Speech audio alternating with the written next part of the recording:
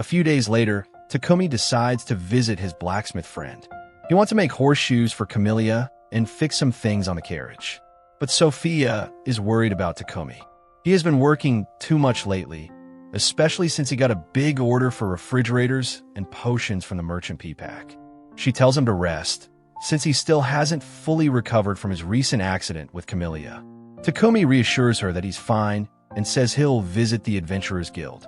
At the guild, Takumi finds a young boy causing a commotion. The boy is talking about a monster he claims to have seen. Takumi asks the receptionist about it, and the receptionist gives him a rough sketch of the monster many people say they've spotted around the city. The receptionist doesn't believe the reports are true, especially since there's been no real damage done. Because of this, the guild hasn't taken any action. Takumi then tells the receptionist he's there to register another pet. The receptionist laughs, saying he won't be surprised by whatever monster Takumi brings out. Takumi opens the pocket dimension, and Camellia's head pops out with Maple on her back. The receptionist, terrified, quickly matches their silhouette with the sketch of the monster. The guild staff starts panicking, recognizing Camellia and Maple as the so-called monster everyone had been talking about. Before Takumi can understand what's happening, the guild master sternly asks him to come to his office. Meanwhile, Sophia goes to visit the slave merchant she once belonged to. She asks if there are any slaves who can help Takumi with his technical work. The merchant, a goth woman, says she doesn't have anyone suitable at the moment, but will reach out to her contacts to see if they can help. The goth woman also comments on how much Sophia has changed since entering a contract with Takumi. Sophia doesn't understand what she means, so she just thanks her and leaves. On her way back, Sophia runs into Maria, who is grocery shopping. They decide to pick up Takumi from the blacksmith shop. When they get there, they find Takumi asleep on a pile of wood, humping a log in his sleep. The blacksmith tells them Takumi had worked too hard and collapsed from exhaustion. He says that if Takumi keeps pushing himself this hard, he might end up sleeping forever. For now, though, there's no danger to him. The next day, Takumi finishes his luxurious carriage. When the girls see it, they are shocked to find that the inside of the carriage is much bigger than it looks. Takumi explains that, as a kid, he watched a lot of Doctor Who, so he used spatial magic to make the interior of the carriage larger. It's now a full-fledged house with anti-shaking features, meaning it won't rattle during travel. Sophia says it must be the most luxurious carriage on the continent, but Maria is just happy she'll be able to do household chores while they travel. Soon after, Takumi and his party set off for the capital. Camellia runs swiftly, pulling the carriage, while Maria and Maple enjoy the ride, driving the carriage.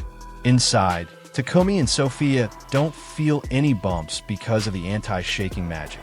Camellia levels up quickly from all the running, and soon they meet up with P-Pack and Lord Godwin.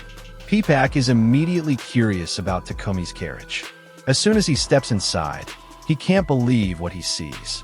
The luxurious features of the carriage make him act a bit crazy, and he starts pressing Takumi for details. He promises to pay a fair price for the secrets behind it. But before things get too wild, Lord Godwin steps in and gives P-Pack a karate chop, telling him to calm down. P-Pack listens, and Godwin starts praising Takumi's work. He says that this carriage is truly amazing, and if he had one like it, his reputation and territory would greatly improve. Takumi realizes that even Godwin wants a carriage like this, but he's not ready to hear the price the noble is offering. Godwin quickly offers Takumi 100 platinum coins for a carriage like this. Takumi is shocked because that amount is enough to make him a billionaire in Japan. After the talk, they continue their journey, and after a few days, they reach the royal capital. Once they arrive at their lodging, P-Pack tells Takumi that he should present his carriage to the king to show off his talent.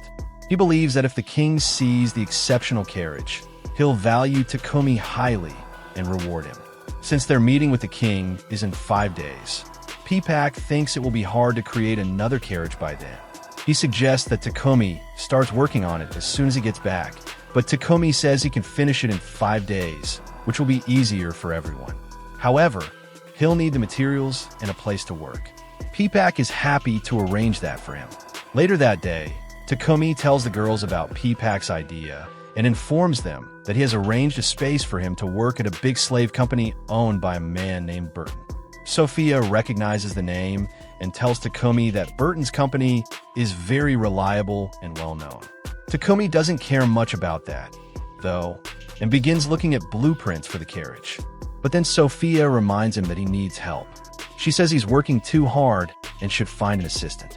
Takumi insists he's fine, but Sophia insists that nothing is more important than his health. She advises him to consult Burton's company for a slave who can help with his work.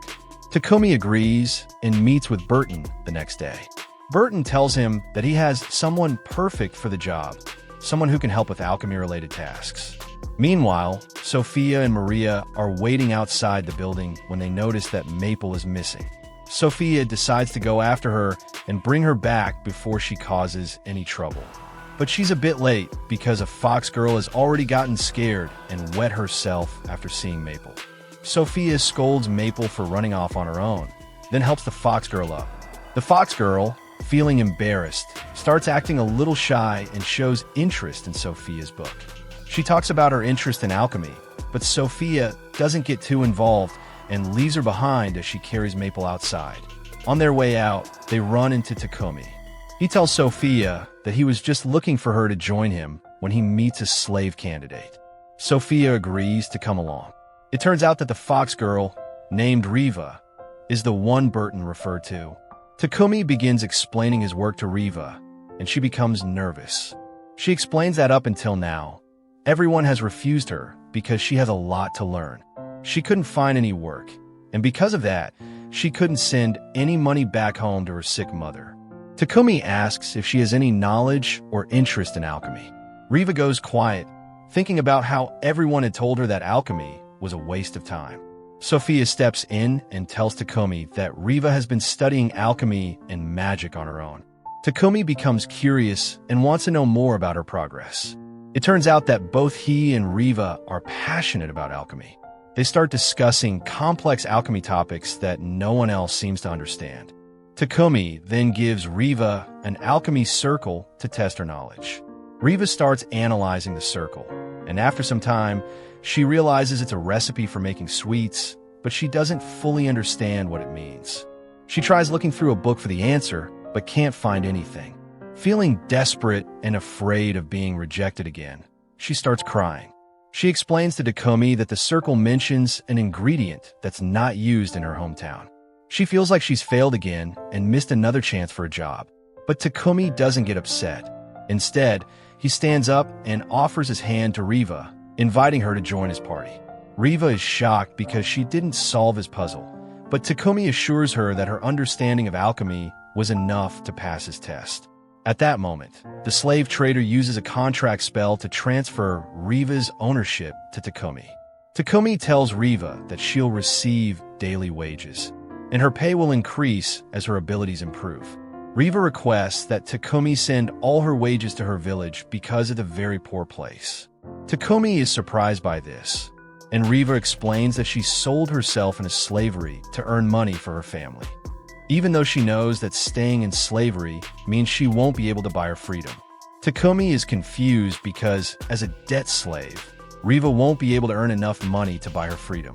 But Sophia tells him to accept her request. She believes that by working with Takumi, Riva will become more skilled and her pay will rise. Even if she can never fully free herself from slavery, she will be able to live a better life and help her family.